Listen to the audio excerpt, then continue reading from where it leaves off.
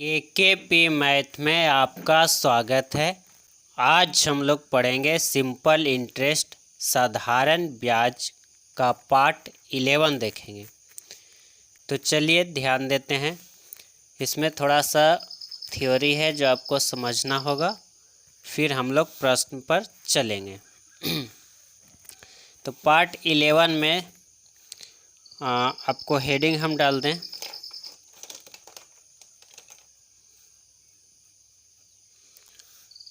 जब ब्याज बराबर बराबर प्राप्त हो। जब ऐसा प्रश्न रहे जिसमें ब्याज क्या हो, बराबर बराबर रहे।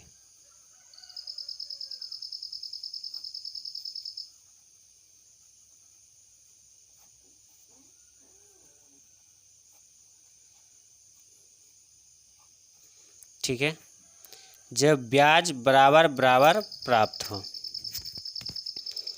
अब ब्याज बराबर बराबर प्राप्त हो कहने का क्या मतलब हो गया? कहने का मतलब समझिएगा कि सपोज डेट प्रश्न में 3 प्रकार के लोग हैं, ये 3 तरह से ब्याज दिया गया है।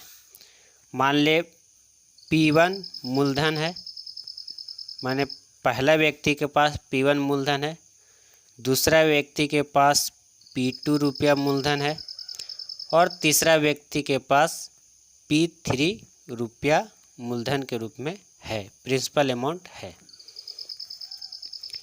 इसने R1% दर से R2% दर और P3 तीसरा व्यक्ति के लिए R3% दर से। ठीक है, मान ले पहला व्यक्ति के पास P1 रुपया R1% के दर से T1 वर्ष के लिए, इसके पास T2 वर्ष के लिए और सपोर्ट इसके पास T3 वर्ष के लिए दिया गया है। यानी कि ब्याज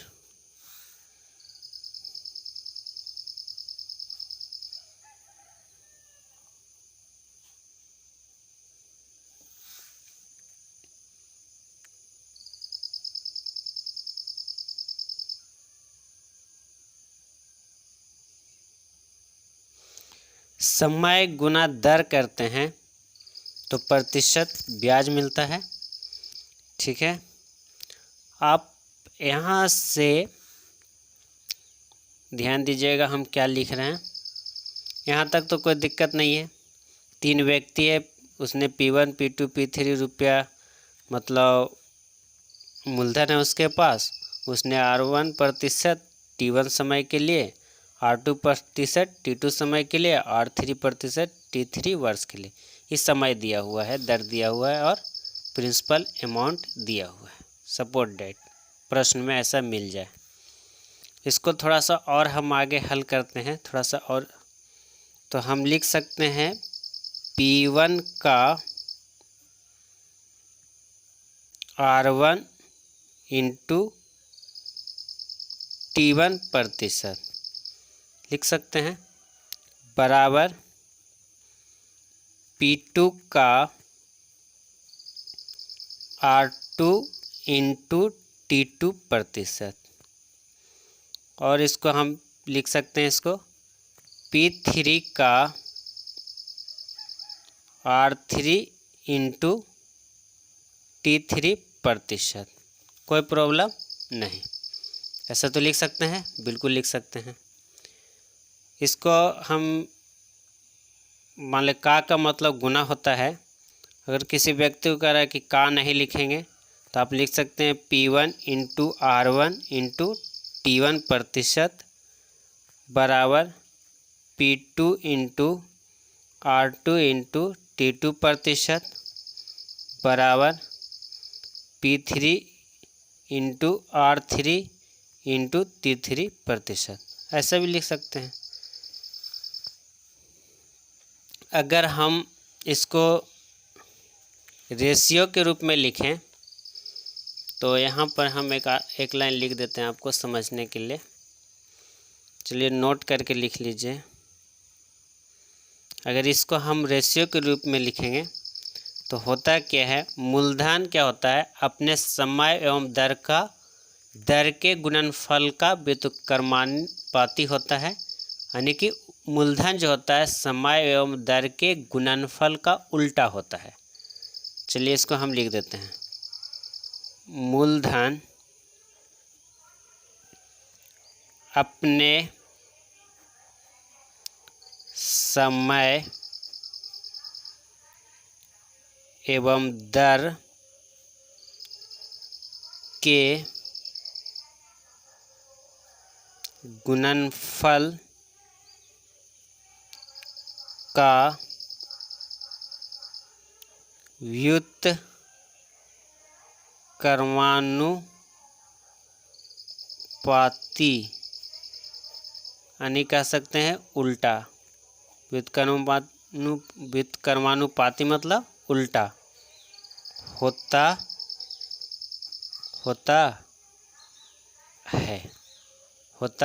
है। यहाँ तक कोई प्रॉब्लम नहीं।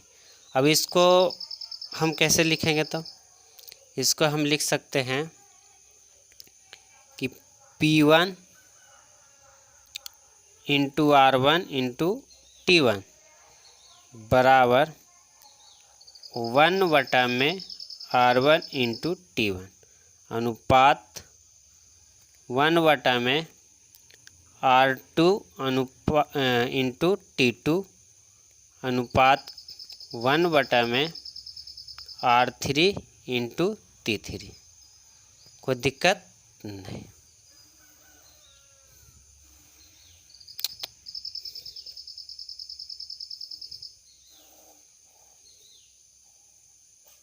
चलिए ऐसा आप लिख सकते हैं। यहाँ तक हम समझ रहे हैं, आपको समझने में कोई तकलीफ नहीं हुआ होगा। और थोड़ा सा और आगे बढ़ते हैं। ये तो एक चीज़ हो गई। दूसरी बात आपको रहेगा,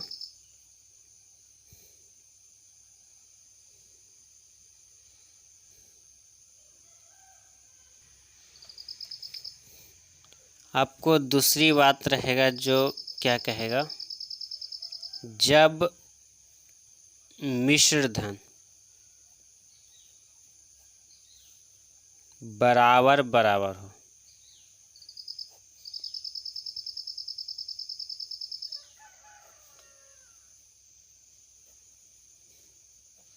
एक चीज़ हम सीखे, जब ब्याज बराबर प्राप्त हो और मिश्रधन बराबर प्राप्त हो तो क्या करना है,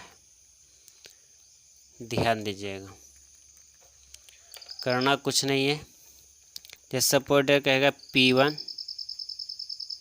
अनुपात P2 P3, तो कर क्या दर मिश्रधन वाला हम क्या जानते हैं, ब्याज प्लस मूलधन।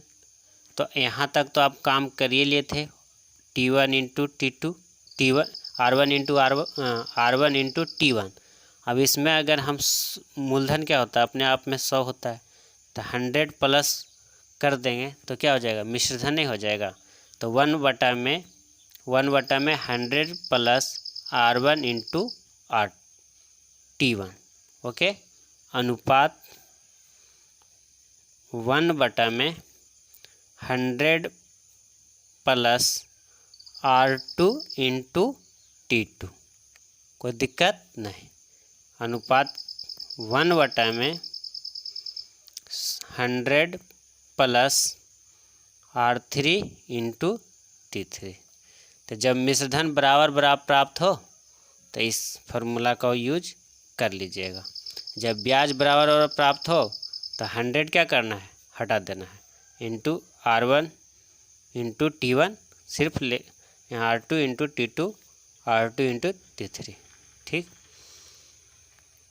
तो हम दोनों आपको बता दिए। जब ब्याज बराबर प्राप्त हो उसका भी फार्मूला बता दिए, और जब मिश्रधन बराबर प्राप्त हो तो उसका भी फार्मूला आपको यहाँ बता दिया है।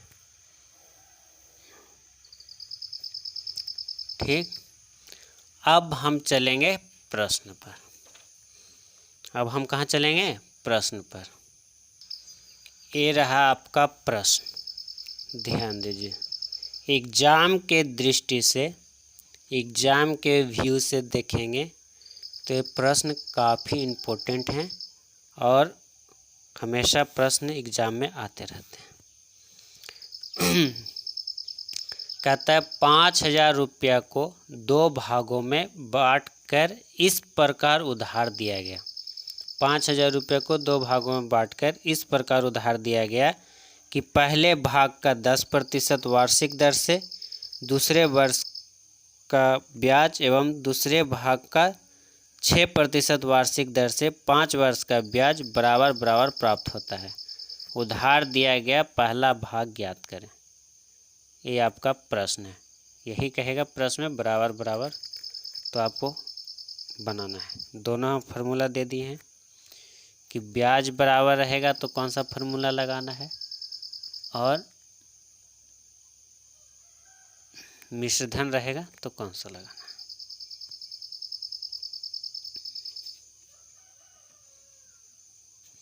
तो इस प्रश्न में आपको क्या दिख रहा है?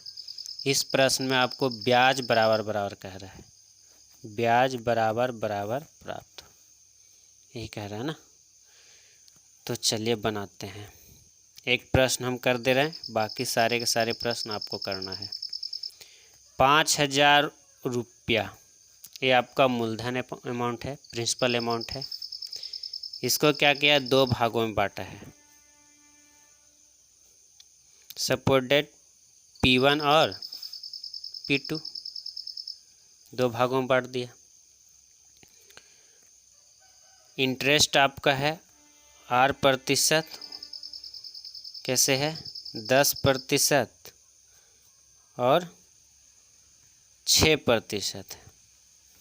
प्रश्न में आपको दिया हुआ है 10% और 6%। टाइम जो है उसको T भी लिखते हैं कुछ लोग N भी लिखते हैं, ठीक है। तो टाइम है जो ये 2 वर्ष के लिए है और इसके लिए दिया गया है समय 5 वर्ष। ये सारे प्रश्न आपको एक प्रश्न में ही मिलेंगे, ठीक है, कोई दिक्कत नहीं। प्रश्न से ही ये जो हम अब तक लिखे हैं प्रश्न को ही लिखा है। अब बनाना कैसे है तो आपको बता दिया गया है कि P1 अनुपात P2, फार्मूला क्या होता है? 1/में R1 इंटू T1 अनुपात 1/में R2 इंटू T2। अब इस पर आप बैठा दीजिए, आपका आंसर निकल के आ जाएगा। प्रश्न को इस पर बैठा दीजिए, तो बैठा देते हैं। 1/R1 क्या है? 10 और T1 क्या है? 2 वर्ष। गुना कर देंगे तो कितना होगा? 10 दूनी 20। लिख के गुना कर, डायरेक्ट गुना कर दें, लिख के कर दें। 10 इंटू यानी गुना का चिन्ह 2, ठीक। 1 R2 कितना? 6 और T2 गुना T2 कितना? 5। तो आप डायरेक्ट लिख सकते थे 1/में 20 अनुपात 1/में 30। अब यहाँ से आप निकाल दीजिए P1 अनुपात P2 यानी कितना हो गया? गुना करिएगा तो 30 अनुपात 20। 0 0 क्या हो गया? कैंसिल हो गया। तो क्या हो गया यहाँ पर? टोटल आपका मूलधन था 5,000। आपके अनुसार कितना है? P1 निकाल देते हैं, ठीक है। आपके अनुसार कितना? 5 3 2 5। P1 निकालना है, कितना गुना कर देंगे? 3। 5 एकम 5 पर कई 0? 3 0। 3 एकम 3 यानी कितना? 3,000 रुपया आपका आंसर निकल के आ गया, ठीक है। 3,000 रुपया आपका आंसर निकल के आ गया। जब प्रश्न में कहा था पहला भाग निकालने के लिए, पहला भाग निकालने के लिए कहा था, तो हमने पहला भाग निकाल दिया। उधार दिया गया धन का पहला भाग ज्ञात करें। अगर इस प्रश्न में कहता दूसरा भाग ज्ञात करें तो फिर कुछ नहीं करना था। दूसरा भाग कहेगा तो आपको तो मूलधन आपको पता है कितना है 5000। आपका आंसर कितना 5 रुपया। दूसरा भाग कहता तो कितना गुना कर देते हैं, गुना 2 कर देते हैं, 5 से काट देते हैं, 5 दूनी 2 एकम 2 यानी 2000 रुपये होता है। दूसरा भाग 2000 और पहला भाग 3000, दोनों मिला कितना हो गया 5000। तो इस तरह से आपको प्रश्न बनाना है। अब आपका 3 राइटर बुक RS